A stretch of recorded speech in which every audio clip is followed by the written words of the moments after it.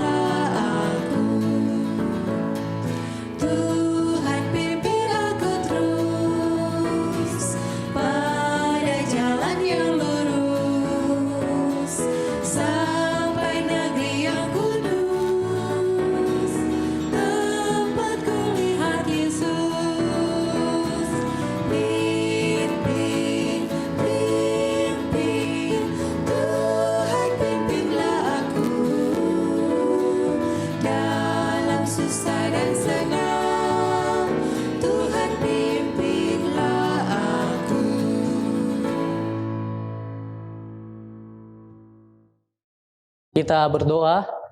Bapa kami di sorga, Tuhan yang Maha Kuasa, terpujilah nama-Mu ya Tuhan untuk berkat perlindungan Tuhan yang selalu kami rasakan dalam kehidupan kami. Saat ini Tuhan, kami akan memulaikan ibadah KKR kami, kiranya Tuhan Engkau memberkati jalannya ibadah ini boleh dapat berjalan dengan baik. Kami berdoa untuk yang mengambil bagian, pembicara dan juga pembawa tips, hikmat akal budi sorga Tuhan berikan, sehingga yang disampaikan kami dapat mengerti itu. Inilah doa dan pengharapan kami Tuhan, di dalam nama Yesus Kristus kami berdoa kepada Bapa di sorga. Amin. Shalom, selamat malam para sahabat umat Tuhan yang terkasih yang boleh bergabung bersama di KKR-Net Yayasan Cornelius bersama dengan daerah Misi Maluku pada malam keempat. Pada malam ini kita akan mempelajari tips kesehatan dengan judul yang tidak kalah menarik, makanan manis merusak senyuman yang manis. Pada gambar kita akan melihat manakah yang lebih manis, tentu mempunyai objek yang berbeda tetapi makna yang sama. Ada makanan yang manis dan juga ada senyuman yang manis. Ketika kita berbicara tentang manis, pasti arah dan tujuan kita sudah tahu akan dibahas tentang apa. Pada saat ini kita akan membahas tentang diabetes mellitus. Apa yang dimaksud dengan diabetes mellitus? Bagaimana cara kita mengetahui diabetes mellitus dan mencegah serta mengobatinya. Kurang lebih 1 di antara 11 orang dewasa menderita diabetes di dunia saat ini. 46,5% orang dewasa dengan diabetes tidak terdiagnosa. 12% pengeluaran global dihabiskan untuk diabetes. Dan estimasi di tahun 2040 nanti, kurang lebih 1 dari 10 orang dewasa akan terkena diabetes. Dan 542.000 anak menderita diabetes tipe 1. Dan yang luar biasanya lagi, setiap 6 detik seorang meninggal karena diabetes. Kenapa sampai diabetes merupakan suatu penyakit yang sangat berbahaya dan patut kita ketahui? Mari kita bahas secara bersama-sama.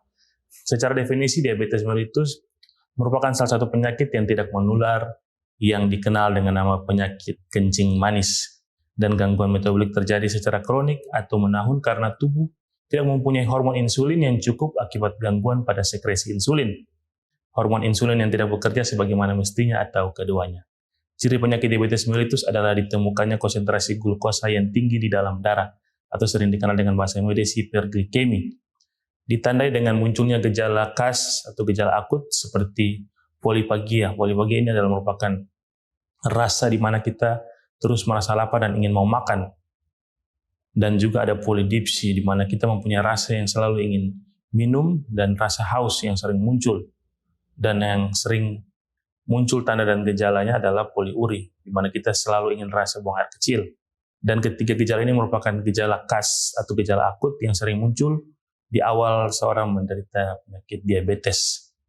Dan juga ada sebagaimana mengalami kehilangan berat badan. Dan ada gejala kronik diabetes mellitus yang juga sering dialami beberapa orang dengan tanda dan gejala seperti terasa panas, rasa kebas, rasa tertusuk-tusuk jarum, rasa tebal pada kulit, rasa kram, kelelahan, mudah mengantuk, penglihatan yang memburuk atau buram, kemudian gigi mudah goyah dan mudah lepas, keguguran pada ibu hamil dan ibu melahirkan dengan berat bayi yang lebih dari 4 kg. Tadi di awal kita telah membahas sedikit tentang ada beberapa jenis diabetes mellitus dan saat ini kita akan melihat perbedaan di antara DM tipe 1 dan DM tipe 2. DM tipe 1 pada umumnya muncul pada anak-anak dan remaja walaupun ada juga pada masa dewasa yang kurang dari 40 tahun.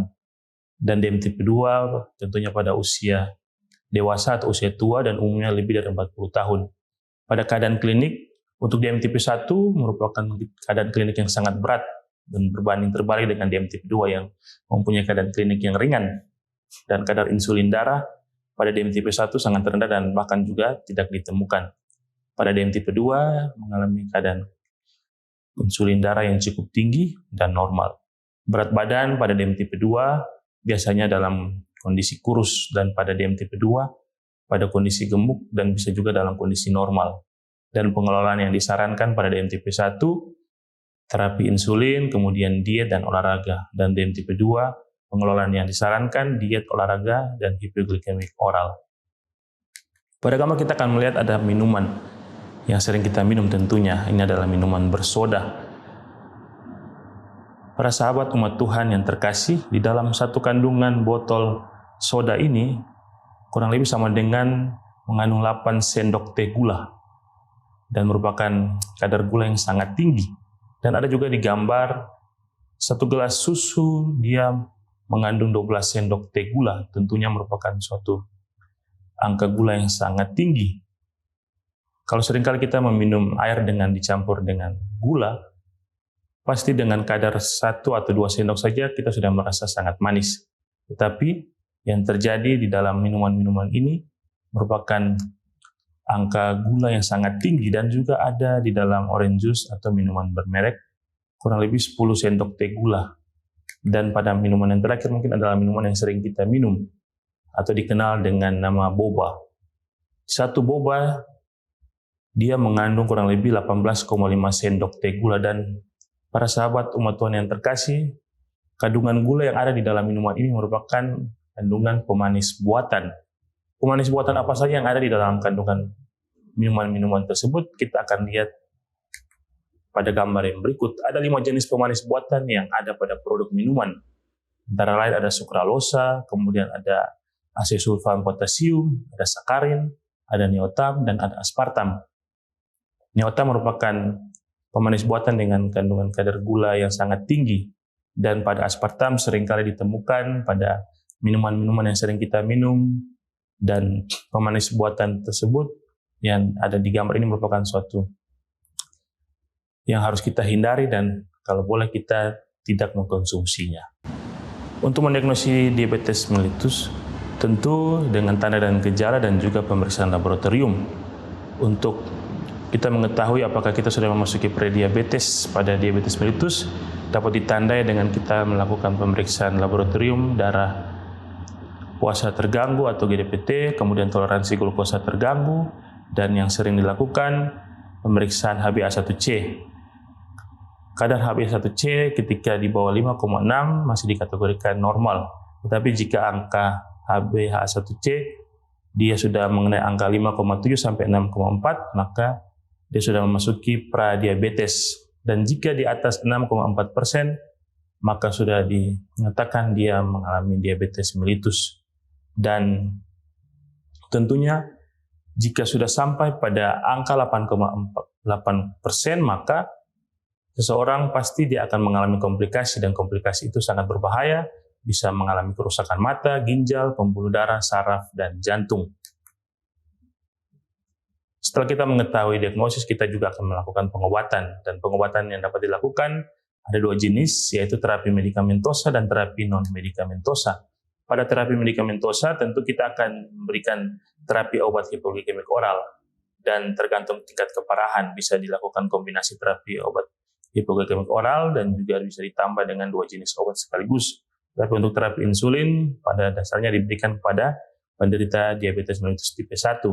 Tetapi kurang lebih 30% penderita diabetes tipe 2 juga melakukan terapi insulin yang diberi bersamaan dengan terapi hipoglikemik oral. Dan pada terapi non-medikamentosa, kita dapat melakukan terapi diet sehat, di mana kita mengganti makanan yang manis dengan makanan yang kadar manisnya sangat rendah. Kemudian juga kita dapat mengganti nasi putih dengan nasi merah yang dimana tinggi serat, guna untuk membantu kita juga menahan rasa lapar. Kemudian bisa juga dilakukan olahraga fisik. Kenapa olahraga fisik sangat penting untuk dilakukan? Oleh karena ketika kita tidak melakukan aktivitas fisik, maka gula yang dimana harusnya diubah menjadi energi tidak dapat diubah oleh karena kita tidak melakukan aktivitas fisik. Dan aktivitas fisik atau olahraga fisik yang boleh kita lakukan adalah terapi yoga, kemudian jogging, berenang, bersepeda. Dan tentunya keempat olahraga ini juga harus dilakukan dengan intens waktu yang tidak boleh terlalu lama. Jika dilakukan terlalu lama juga dapat berakibat malah sebaliknya. Kadar gula akan turun terlalu jauh. Sehingga harus dilakukan konsultasi dokter jika ingin melakukan terapi pada penderita diabetes. Kemudian yang bisa dilakukan adalah senam diabetes. Pada senam diabetes ini dapat dilakukan dengan posisi duduk, berdiri maupun dalam posisi tertidur, di mana ketika kita menggerakkan kaki ke atas dan ke bawah, kemudian tumit kita diangkatkan, kita juga dapat memutar pergelangan kaki kita dengan searah jarum jam. Tentunya senam kaki diabetes ini bermanfaat untuk memperbaiki sirkulasi darah, memperkuat otot-otot kecil kaki, dan mencegah terjadinya kelainan bentuk kaki. Dan pencegahan upaya primitif yang dapat dilakukan agar terhindar dari diabetes mellitus, yakni dengan memperhatikan gaya hidup, pola makan, dan kebiasaan berolahraga, sehingga seluruh fungsi tubuh dapat bekerja optimal. Selain itu, pantau juga gula darah secara rutin untuk mendeteksi awal dan upaya kuratif dini. Kita juga dapat mengetahui penyebab diabetes, kemudian mengurangi makanan berlemak, mengurangi makanan dan minuman yang manis, idealkan porsi makanan, dan rajin berolahraga. Kemudian kita juga dapat utamakan konsumsi sayur, menghindari stres yang berlebihan, istirahat yang cukup dan teratur. Kemudian idealkan berat badan, dan biasakan sarapan pagi setiap hari. Ketika semua ini sudah kita lakukan, otomatis kita akan terhindar dari diabetes mellitus. Dan tentunya itu tidak akan merusak senyum kita yang sangat manis. Ketika kita sudah menghindari semua hal-hal yang manis, tentu senyuman manis kita akan tetap bertahan. Satu ayat terakhir yang dapat saya berikan di dalam 1 Korintus 3 ayat 16-17, tidak tahukah kamu bahwa kamu adalah bait Allah dan bahwa roh Allah diam di dalam kamu? Jika ada orang yang membinasakan bait Allah, maka Allah akan membinasakan dia. Sebab bait Allah adalah kudus dan bait Allah itu ialah kamu. Kiranya kita dapat selalu menjaga bait Allah yang merupakan tubuh kita, dan kita tetap menjaga senyuman kita untuk selalu dalam kondisi yang manis. Tuhan Yesus memberkati kita semua. Shalom.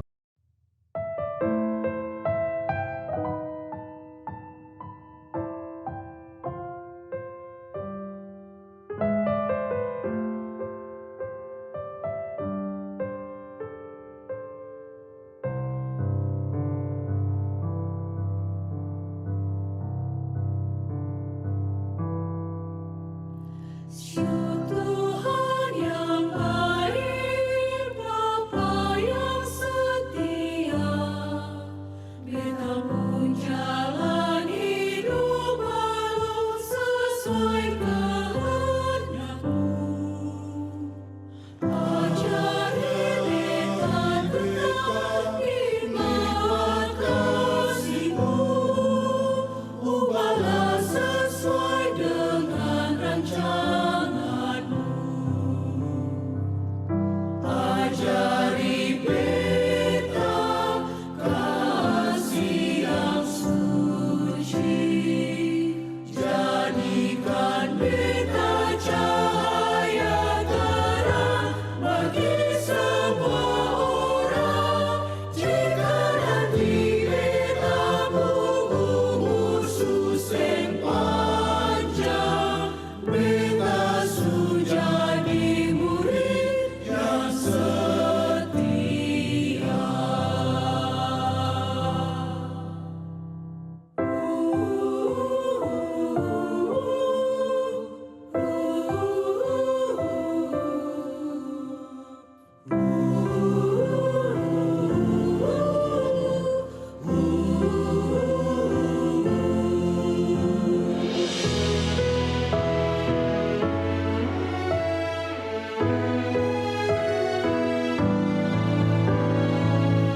Ajari Beta kasih yang suci, jadi cahaya terang di dalam dunia.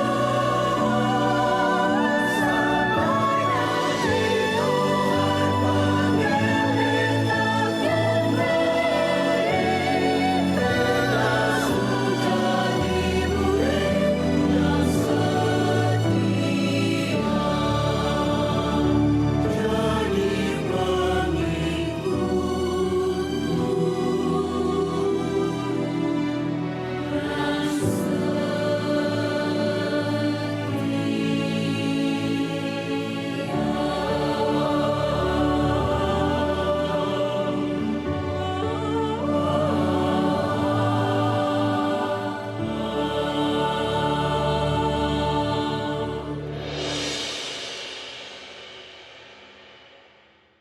Saudaraku, umat Tuhan di mana saja berada, saya mengajak kita semua untuk berdoa. Mari kita berdoa. Ya Allah, ya Tuhan kami, saat ini kami datang lagi bersyukur karena Engkau sungguh baik. Pemeliharaan Tuhan selalu nyata di dalam kehidupan kami. Engkau selalu menyertai kami. Dan terima kasih untuk semua berkat yang kami rasakan hingga saat ini. Kembali saat ini Tuhan kami memuji memuliakan Engkau. Namun kami menyadari akan keberadaan kami sebagai orang berdosa. Ada banyak pelanggaran yang kami buat ya Tuhan.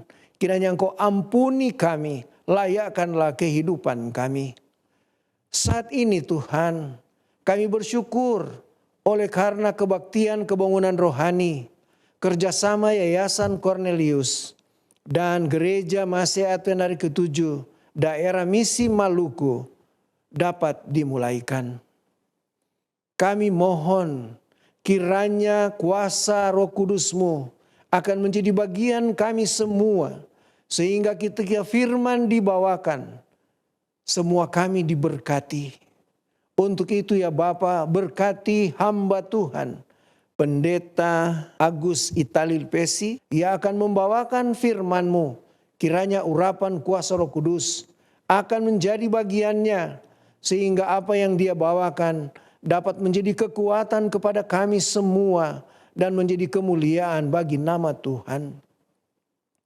Mendoakan kepada semua umat Tuhan dimanapun berada, kiranya janji berkat-Mu akan menjadi bagian mereka. Ketika beribadah bersama-sama saat ini, kekuatan firman Tuhan akan dimiliki dan kami tetap mengandalkan Engkau di dalam kehidupan kami.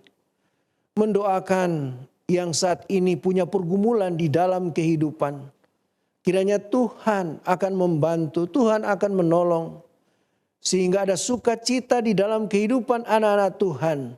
Dan dari waktu ke waktu kami tetap meninggikan nama-Mu. Semua usulan-usulan doa yang sudah disampaikan, kiranya Tuhan akan mendengar dan Tuhan akan menjawab sesuai dengan kemurahan-Mu.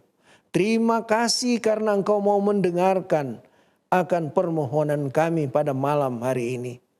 Ampunkan setiap salah dan dosa kami yang begitu banyak.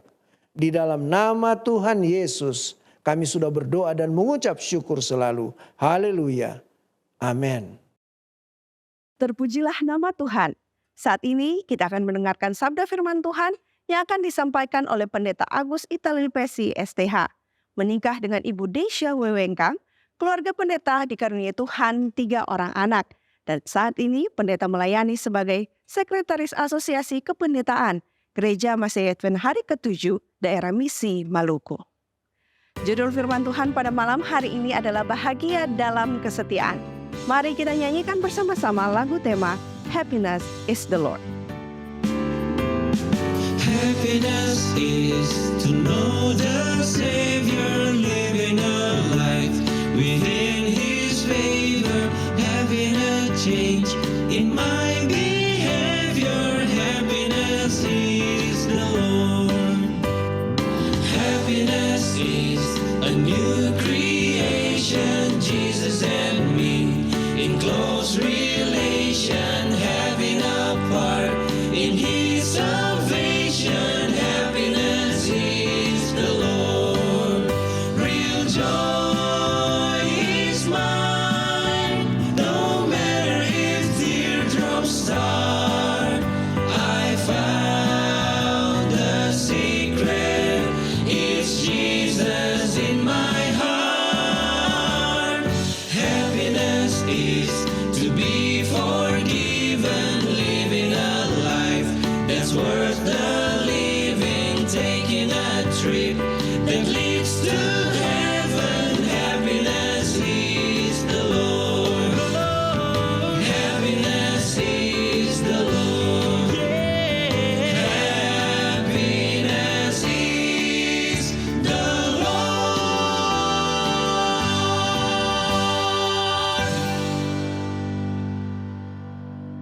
Shalom, selamat malam. Sahabat-sahabat yang kekasih yang ada di rumah yang sempat mengikuti akan kegiatan kebaktian kebangunan rohani dengan tema bahagia bersama dengan Yesus. Pada malam yang keempat ini tentunya kita berterima kasih dan bersyukur kepada Tuhan atas kesempatan yang baik yang Tuhan berikan bagi kita sehingga malam ini kita boleh bertemu lagi dan kita akan belajar firman Tuhan. Sebuah tema pekabaran yang indah, yaitu bahagia dalam kesetiaan. Ada bagian yang penting yang akan kita pelajari pada malam hari ini, yaitu memelihara hari Sabat Tuhan. Dan sebelum kita lanjutkan akan pelajaran pada malam hari ini, mari kita sejenak hening dan kita berdoa. Ya Allah, ya Tuhan kami, Bapa kami yang bersemayam di sorga, Allah pencipta kami berterima kasih dan bersyukur kepada Tuhan.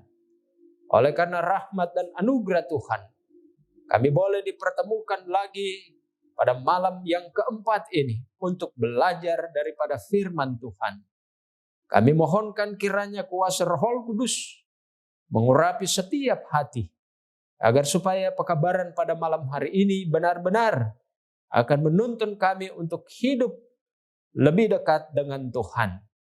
Terpujilah Engkau ya Allah di sorga.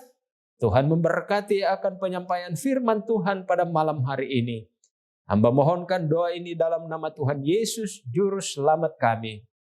Amin. Di malam hari ini tentunya kita berbahagia oleh karena kita boleh bertemu dalam seri kebaktian kebangunan rohani bahagia bersama dengan Yesus. Ayat panduan kita pada malam hari ini saya ambil di dalam kitab Wahyu Fatsalnya yang ke-14 ayatnya yang ke-12. Bunyi firman Tuhan, yang penting di sini ialah ketekunan orang-orang kudus yang menuruti perintah Allah dan iman kepada Yesus. Saudaraku yang kekasih, di dalam kitab Wahyu Fatsal 14 ayat 6 sampai ayatnya yang ke-13, berisi 3 pekabaran yang diberikan oleh Allah kepada umat manusia, yang dikenal dengan sebutan pekabaran 3 malaikat yang berfokus pada penghakiman Allah atas dunia ini. Pekabaran istimewa ini muncul pada saat di mana manusia diperhadapkan dengan teologi manusia yang menyesatkan. Pada tahun 1844, tanggal 5 Oktober, 1 minggu sebelum masa kekecewaan yang dialami oleh pengikut William Miller, lahir seorang yang bernama Friedrich Nietzsche. Di kemudian hari, ia menjadi seorang ateis modern yang sangat berpengaruh dengan pernyataan-pernyataan yang berani. Nietzsche mengatakan bahwa Allah Kristen sedang sekarat di barat. Nietzsche sangat menentang pengaruh moralitas agama Kristen. Dia mencemoohnya sebagai moralitas budak atau moralitas dari kaum yang lemah. Bagi Nietzsche, modernitas perlu melampaui gagasan kuno tentang baik dan jahat. Dia menyatakan bahwa hancurkan tablet atau hukum lama atau 10 perintah Allah. Seorang penulis Kristen yang bernama Ralph Everson dalam bukunya New World Order pada halaman yang ke-14, dia menuliskan kesaksian daripada Friedrich Nietzsche. Nietzsche mengatakan, "Saya mengutuk Kristen. Saya berdiri menentang gereja Kristen dengan tuduhan yang paling buruk." Ia mengatakan bahwa agama Kristen merupakan kejahatan terbesar yang pernah dikonsepkan. Kemudian, di tahun 1844, seorang yang bernama Karl Marx, pendiri komunisme, menuliskan sebuah manuskrip ekonomi yang berjudul Das Kapital. Kemudian, tulisan yang lainnya itu Manifesto Komunis. Ideologi Marx bertujuan untuk menggulingkan pemerintahan dunia dan mendirikan utopia di dunia ini. Kemudian orang yang lain, penulis yang lain, yaitu Charles Darwin. Kita kenal dia sebagai bapak evolusi. Darwin menuliskan bukunya yang berjudul Essay of the Principle of Population pada tahun 1844. Dan kemudian bukunya yang lain yang dituliskan yaitu The Origin of Species pada tahun 1859. Darwin secara terbuka mengumumkan pandangannya bahwa semua kehidupan di bumi berasal dari nenek moyang yang sama melalui proses alami dan kebetulan. Dan ini adalah merupakan gagasan yang sangat-sangat bertentangan dengan firman Allah.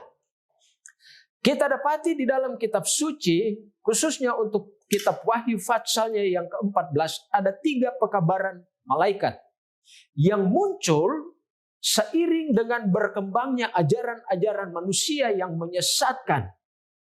Dan pekabaran 3 malaikat adalah pekabaran rahmat dari Allah yang menentang ideologi dan pandangan manusia yang jahat dan sangat-sangat menyesatkan umat yang hidup di atas dunia ini. Pada zaman sebelum air bah, Nuh diperintahkan oleh Allah untuk memperingatkan orang-orang tentang bencana yang akan menimpa dunia ini lewat peristiwa air bah. Kemudian, pada zaman perjanjian baru, Rasul Yohanes yang dipilih oleh Allah dimintakan untuk mempersiapkan satu pekabaran bagi umat, menyediakan mereka bagi kedatangan Kristus yang kedua kali. Peristiwa dan ancaman yang menakutkan dari kekuatan binatang dalam kitab Wahyu Fatsalnya yang ke-13 muncul bersamaan dengan dekatnya kedatangan Kristus yang kedua kali. Dan pada saat itulah Injil Kerajaan Allah dihotbahkan untuk mempersiapkan manusia untuk menghadapi peristiwa besar yang akan datang, yaitu peristiwa kedatangan Kristus yang kedua kali yang dinanti-nantikan oleh setiap orang percaya. Ada Injil yang kekal, atau Injil mengenai kerajaan Allah. Injil kasih karunia. Injil ini diberitakan oleh 3 malaikat yang berbeda. Kita dapati sekalipun dibawakan oleh 3 malaikat yang berbeda, tetapi Injil yang kekal merupakan satu pekabaran tunggal yang datangnya dari Allah. Kemudian kita dapati bahwa malaikat merupakan simbol daripada hamba-hamba Allah yang dipercayakan oleh Allah untuk mengkhotbahkan kebenaran Injil kepada dunia ini. Dan Tuhan memberikan kebenaran yang khusus ini untuk umat manusia dalam keadaan darurat. Pekabaran 3 malaikat adalah pekabaran tentang penghakiman Allah atas dunia ini. Wahyu Fatsalnya yang ke-14, ayatnya yang ke-6 dan ayatnya yang ke-7. Pekabaran malaikat pertama. Dan aku melihat seorang malaikat lain terbang di tengah-tengah langit, dan padanya ada Injil yang kekal untuk diberitakannya kepada mereka yang diam di atas bumi dan kepada semua bangsa dan suku dan bahasa dan kaum. Dan ia berseru dengan suara nyaring, takutlah akan Allah dan muliakanlah Dia, karena telah tiba saat penghakimannya, dan sembahlah Dia yang telah menjadikan langit dan bumi dan laut dan semua mata air. Dalam menyikapi pekabaran malaikat yang pertama, Yohanes mendengarkan ada 3 kalimat perintah yang harus disampaikan kepada dunia ini. Mari kita lihat akan 3 kalimat perintah itu. Yang pertama, takut akan Allah. Takut akan Allah adalah merupakan sebuah sikap hormat yang menuntun kepada ketaatan akan hukum dan perintah Allah. Hal ini menekankan hubungan dan penyerahan hidup kepada kehendak Allah sebagai satu-satunya Khalik pencipta kita. Kemudian perintah yang kedua, muliakan Dia. Memuliakan Allah adalah hasil dari takut akan Allah. Ketika seseorang takut akan Tuhan, maka itu akan mendorong dia untuk memuliakan Allah dengan menuruti akan perintah-perintah Allah itu sendiri yang kita dapati di dalam kitab Keluaran Fatsalnya yang ke-20. Dalam berbagai aspek kehidupan, setiap orang atau setiap manusia haruslah memuliakan Allah dalam menunjukkan sikap dan hormat mereka kepada Dia dalam tindakan penyembahan kepada Dia. Perintah yang ketiga, sembahlah Dia. Mereka yang takut akan Allah dan memuliakan Dia adalah orang-orang yang menyembah Dia dalam roh dan kebenaran. Saudara-saudaraku yang kekasih dan yang diberkati oleh Tuhan, isu utama di zaman ini dan ujian iman bagi semua orang ialah siapa yang disembah. Ini berarti di akhir zaman manusia dibagi dalam 2 kelompok, yaitu mereka yang menyembah kepada Allah yang benar dan mereka yang menyembah kepada binatang ataupun kekuasaan manusia. Kita bisa dapatkan itu di dalam kitab Wahyu Fatsal 13 ayatnya yang pertama sampai ayatnya yang ke-11. Jika penyembahan adalah isu utama dalam peperangan terakhir, maka Allah dalam rahmat-Nya mengutus hamba-hambanya. Saya pada malam hari ini berdiri di tempat ini sebagai hamba Allah untuk menyampaikan akan kabar Injil atau kabar keselamatan kepada hadirin sekalian dan memanggil semua orang untuk datang menyembah kepada Allah sebagai satu-satunya objek yang harus disembah. Kita dapati bahwa panggilan untuk menyembah kepada Allah diberikan dalam konteks perintah untuk memelihara hari Sabat, hari ke-7. Hari Sabat, hari ke-7 merupakan agenda penting dari pertentangan besar di akhir zaman ini, yaitu antara kebenaran Allah dan kepalsuan setan. Di dalam kitab Yehezkel Fatsalnya yang ke-20, ayatnya yang ke-20, firman Tuhan mengatakan, kuduskanlah hari-hari Sabatku sehingga itu menjadi peringatan di antara aku dan kamu, supaya orang mengetahui bahwa akulah Tuhan Allahmu. Saudara-saudaraku yang kekasih, di dalam ayat firman Tuhan ini kita dapat melihat dengan jelas. Di sini benang merahnya dari perbaktian kita pada malam hari ini, bahkan sepanjang minggu ini. Kita lihat benang merah dari pekabaran firman Tuhan yang diangkat pada malam hari ini di dalam kitab Yehezkel, patsalnya yang ke-20, ayatnya yang ke-20, bahwa sesungguhnya hari Sabat menjadi hari peringatan di antara aku dan kamu. Bagaimana caranya supaya Tuhan bisa mengenal miliknya? Yaitu lewat penyembahan kita kepada Allah. Kapan kita menyembah kepada Allah? Kitab Kejadian patsalnya yang kedua, ayatnya yang pertama sampai ayatnya yang ketiga menyebutkan bahwa kita harus menyembah kepada Allah di hari Sabat, hari ke-7, hari yang sudah ditentukan. Maka dengan demikian Allah akan mengenal miliknya ketika kita menyembah Dia pada hari Sabat, hari yang ke-7. 3 penulis Injil memberikan kesaksian tentang pernyataan Yesus yang memberikan penekanan tentang hari Sabat ini. Yang pertama, Matius pasal 12 ayatnya yang ke-8. Karena anak manusia adalah Tuhan atas hari Sabat. Kemudian, Markus patsalnya yang kedua ayatnya yang ke-8, 28. Jadi anak manusia adalah juga Tuhan atas hari Sabat. Lukas pasal 6 ayatnya yang ke-5. Kata Yesus lagi kepada mereka bahwa anak manusia adalah Tuhan atas hari Sabat. Saudara melihat 3 pernyataan ini di dalam kitab Injil. Semua pernyataan ini adalah merupakan pernyataan langsung daripada Yesus bahwa Dia adalah Tuhan atas hari Sabat. Dia telah menjadikan akan hari Sabat itu di mana hari yang istimewa itu digunakan dalam rangka manusia membangun hubungan dengan Allah di dalam penyembahan. Hari Sabat mengingatkan kita bahwa kita tidak sendiri di dalam dunia yang hancur dan penuh dengan penderitaan ini. Hari Sabat menuntun kita untuk kembali kepada Pencipta dan juga menuntun kita ke depan kepada langit yang baru dan bumi yang baru, di mana Tuhan akan menciptakan kembali dunia dengan keindahan Taman Eden.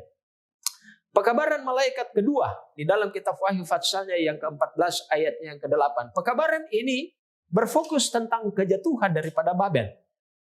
Dan seorang malaikat lain, malaikat kedua menyusul dia dan berkata, sudah rubuh Babel, kota besar itu yang telah memabukkan segala bangsa dengan anggur hawa nafsu cabulnya.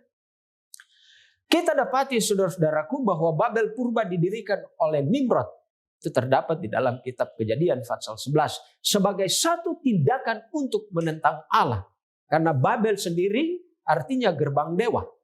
Kekuasaan Babel adalah sistem yang dibangun oleh setan untuk menentang Allah. Baik Babel purba maupun Babel modern. Ataupun Babel rohani. Babel rohani adalah sebuah gereja yang memiliki kekuasaan politik dan rohani yang menyesatkan akan umat manusia yang hidup di atas dunia ini. Sehingga kitab suci mengatakan bahwa seluruh bangsa mabuk oleh karena doktrin-doktrin palsu ataupun ajaran-ajaran palsu yang diajarkan kepada dunia ini. Sehingga Allah dalam rahmatnya datang dengan pekabaran yang penting agar supaya manusia yang hidup di atas dunia ini untuk segera keluar dan tinggalkan akan Babel. Sebab kalau tidak, kita akan tertimpa oleh malapetakanya. Dalam kitab Wahyu kita dapati bahwa kejatuhan Babel adalah gambaran dari kekalahan iblis. Iblis sudah jatuh. Dan dalam setiap peperangan, saudara-saudara dapat dipastikan, Wahyu patsalnya yang ke-12 kita bisa memastikan bahwa dalam setiap peperangan, iblis sudah dikalahkan. Baik itu peperangan melawan Allah dan juga peperangan melawan umat-umat Allah. Kemudian kita datang kepada pekabaran malaikat yang ketiga, Wahyu pasal 14, ayat 9 dan ayatnya yang ke-10. Ini Wahyu patsalnya yang ke-14 ayat 6 sampai ayatnya yang ke-13 adalah merupakan sebuah mata rantai yang saling terkait satu dengan yang lain dan tidak terputus. Wahyu pasal 14 ayat yang ke-9. Dan seorang malaikat lain, malaikat ketiga menyusul mereka dan berkata dengan suara nyaring, jika seorang menyembah binatang dan patungnya itu dan menerima tanda pada dahinya atau pada tangannya, ayat 10, maka ia akan minum dari anggur murka Allah yang disediakan tanpa campuran dalam cawan murkanya. Dan ia akan disediakan dengan api dan belerang di depan mata malaikat-malaikat kudus dan di depan mata anak domba. Ini adalah peristiwa yang sangat memalukan. Ya. Ketika kita mengikuti iblis dan semua sistem ajaran palsunya, maka pada akhirnya kita akan dibinasakan di hadapan semesta alam. Kita dapati bahwa amaran dari malaikat ketiga dibangun atas pengumuman yang dibuat oleh malaikat kedua, khususnya bagi mereka yang menolak pekabaran malaikat pertama untuk menyembah kepada Allah. Tuntutan untuk menyembah binatang dan menerima tanda binatang dalam Wahyu pasal 13 sangat bertentangan dengan perintah untuk menyembah kepada Allah di hari Sabat yang kudus, yang mana Allah itu sendiri adalah telah menciptakan kita. Dia adalah pencipta langit dan bumi dan semesta alam. Dalam krisis terakhir dari sejarah dunia ini, tanda binatang pada dahi dan tangan berfungsi sebagai tanda pengenal bagi penyembah binatang ataupun pengikut setan. Hal ini sangat bertentangan dengan mereka yang memiliki meterai Allah pada dahi atau pada tangan sebagai sebuah jaminan bahwa mereka adalah milik Allah. Kita dapati di dalam kitab Yehezkel pasalnya yang ke-20, ayatnya yang ke-20, bahwa Allah mengenal miliknya apabila kita menyucikan akan hari perbaktian yang sudah disediakan oleh Allah kepada seluruh umat manusia. Ya, mari kita datang kepada kesimpulan daripada pelajaran pada malam hari ini. Pekabaran 3 malaikat dalam arti tertentu adalah merupakan aba-aba dari gereja ataupun hamba-hamba Allah sebagai seruan kepada dunia untuk bertobat dan kemudian datang kepada Allah dan menyembah Dia sebagai satu-satunya Allah yang benar pada hari Sabatnya yang kudus, yaitu hari ke-7 sebagai satu-satunya Khalik pencipta langit dan bumi. Yang kedua, pekabaran ini juga memberitakan kepada dunia tentang kekalahan setan dan Babel dan segala sistem agama palsu yang ada di atas dunia ini. Kesimpulan yang ketiga, penyembahan kepada setan dan sistem agama palsu yang dibangun untuk menentang Allah pada akhirnya akan menghadapi kebinasaan dan penghukuman yang kekal dari Allah. Saudara-saudara, saya coba buat panggilan untuk saudara-saudara sekalian pada malam hari ini. Adalah sesuatu yang sangat penting bagi saudara-saudara yang ada di rumah, yang sempat mengikuti siaran ini. Buatlah pilihan pada malam hari ini. Kepada siapa Anda berpihak? Kepada Yesus atau kepada setan? Tetapi saya mau berdoa pada malam hari ini. Dan kami pun akan terus berdoa untuk saudara-saudara sekalian. Semoga kita semua akan membuat pilihan yang benar untuk beribadah kepada Allah pencipta yang sudah menyediakan hari perbaktian yang benar, yaitu hari Sabat yang kudus, hari ke-7. Saya berdoa agar supaya saudara-saudara yang sangat bijaksana, yang mengikuti akan tayangan ini, yang mendengarkan akan pekabaran pada malam hari ini, dan malam-malam selanjutnya, semoga Anda akan membuat pilihan yang bijaksana untuk menjadi pengikut Yesus di dalam penurutan kepada hukum-hukumnya. Dan salah satu bagian yang sangat penting yang kita pelajari pada malam hari ini, yaitu hukum yang keempat, hukum hari Sabat, hukum ke-7. Semoga Tuhan memberkati saudara-saudara sekalian adalah menjadi doa dan harapan saya. Amin. Mari kita berdoa. Ya Allah, ya Tuhan kami, Bapa kami yang bersemayam di sorga, Engkau Allah pencipta kami. dalam rahmat-Mu yang besar Engkau telah memberikan pekabaran yang mengagumkan pada malam hari ini, yang adalah seruan kepada dunia ini, bahkan kepada kami semua, kepada semua orang yang sempat menyaksikan akan pekabaran pada malam hari ini. Dituntun oleh kuasa Roh Kudus untuk menyembah kepada Allah di dalam roh dan kebenaran, dan menyucikan akan hari Sabat kudus-Mu, hari perhentian Allah, hari yang telah disediakan oleh Tuhan kepada masing-masing kami. Dan tatkala kami menyembah Engkau pada hari Sabat yang kudus, maka sudah dapat dipastikan bahwa kami akan menjadi milik-Mu dan Engkau akan mengenal kami sebagai milik-Mu. Meteraikanlah kiranya pekabaran ini bagi masing-masing kami. Sanggupkanlah kami untuk hidupkan itu di dalam perjalanan kehidupan kami sampai Tuhan datang untuk menyelamatkan kami. Terpujilah Engkau ya Bapa di sorga. Diberkatilah kiranya Yayasan Cornelius yang sudah mengabdikan diri, bahkan yayasan ini. Hamba berdoa untuk pihak manajemen. Diberkatilah agar supaya Tuhan akan terus menggunakan yayasan ini untuk menjadi saluran berkat bagi banyak orang. Tuhan memberkati para pendengar sekalian, bahwa semua orang yang telah menyaksikan pekabaran ini diberkati. Tuhan memberkati daerah Misi Maluku yang dikasihi oleh Yesus. Terpujilah Engkau ya Tuhan Allah yang bersemayam di sorga. Hamba minta doa ini dalam nama Tuhan Yesus, Juru Selamat kami. Amin. Puji Tuhan atas pekabaran firman Tuhan yang boleh kita dengarkan. Kiranya berkat Tuhan tetap menjadi bagian kita semua, terlebih khusus bagi umat Tuhan yang telah mengikuti KKR pada malam hari ini. Kami tetap mengundang Anda sekalian untuk kembali bergabung bersama kami pada besok malam pada pukul 19.00 waktu Indonesia Timur atau 18.00 waktu Indonesia Tengah melalui live streaming di YouTube channel dan Facebook Cornelius Media dengan judul Firman Tuhan, Bahagia dalam Ketulusan, yang akan disampaikan oleh Pendeta Anderonikus Uniana MTH. Terima kasih untuk kebersamaan kita pada malam hari ini sehingga seluruh rangkaian KKR boleh terlaksana dengan baik. Saya mewakili panitia dan kru yang bertugas pamit undur diri. Tuhan Yesus memberkati kita semua dan sampai berjumpa besok malam. Shalom.